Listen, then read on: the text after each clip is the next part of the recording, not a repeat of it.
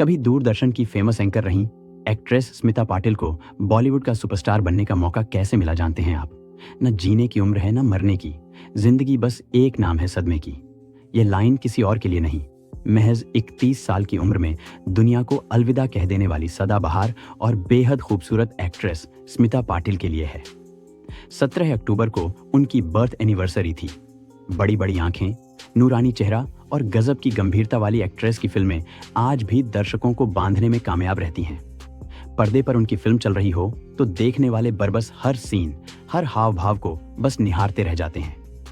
Acting की दुनिया में कमाल करने वाली स्मिता पाटिल पहले न्यूज एंकर थी। खास बात यह है कि सड़क पर गिरी उनकी तस्वीरें दूरदर्शन के निर्देशक को पसंद आ गई थी। 17 अक्टूबर 1955 को मुंबई में जन्मी वर्सेटाइल अभिनेत्री स्मिता पाटिल की पढ़ाई मराठी माध्यम के स्कूलों में हुई थी। पढ़ाई के बाद वह मुंबई दूरदर्शन में मराठी में समाचार पढ़ने लगी थी।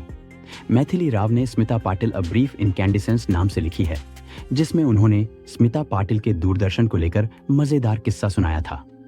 मैथिली राव ने स्मिता की जीवनी में बताया था, स्मिता की एक दोस्त ज्योत्सना किरपेकर बंबई दूरदर्शन पर समाचार पढ़ा करती थी और उनके पति का नाम दीपक किरपेकर था, जो पेशे से फोटोग्राफर थे और प्रोफेशन के दौरान वह अक्सर स्मिता की तस्वीरें खींचा करते थे।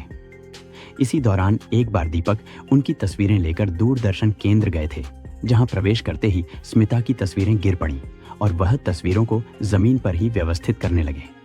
इस दौरान वहां से निकल रहे मुंबई दूरदर्शन के निर्देशक पीवी कृष्णमूर्ति की नजर तस्वीरों पर पड़ी।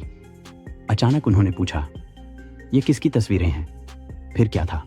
दीपक ने उन्हें जब स्मिता के बारे में बताया तो उन्होंने कहा कि वो उनसे मिलना चाहते हैं।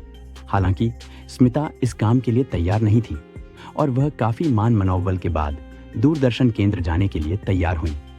खास बात यह है कि ऑडिशन में जब स्मिता से पसंद की कोई चीज सुनाने के लिए कहा गया तो उन्होंने कुछ और नहीं, बांग्लादेश का राष्ट्रगान आमार सोनार बांग्ला सुनाया।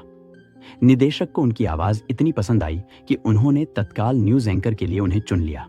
इसके बाद स्मिता मुंबई दूरदर्शन में मराठी में समाचार पढ़ने लगी थी।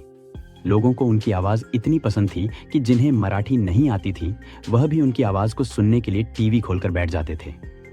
स्मिता के एक्टिंग करियर को भी यहीं से शानदार मौका मिला। लोकप्रिय फिल्म निर्देशक श्याम बेनेगल ने भी स्मिता को पहली बार टीवी पर ही देखा था और देखने के बाद उन्हें अपनी फिल्म में साइन करने का मन बना लिया था।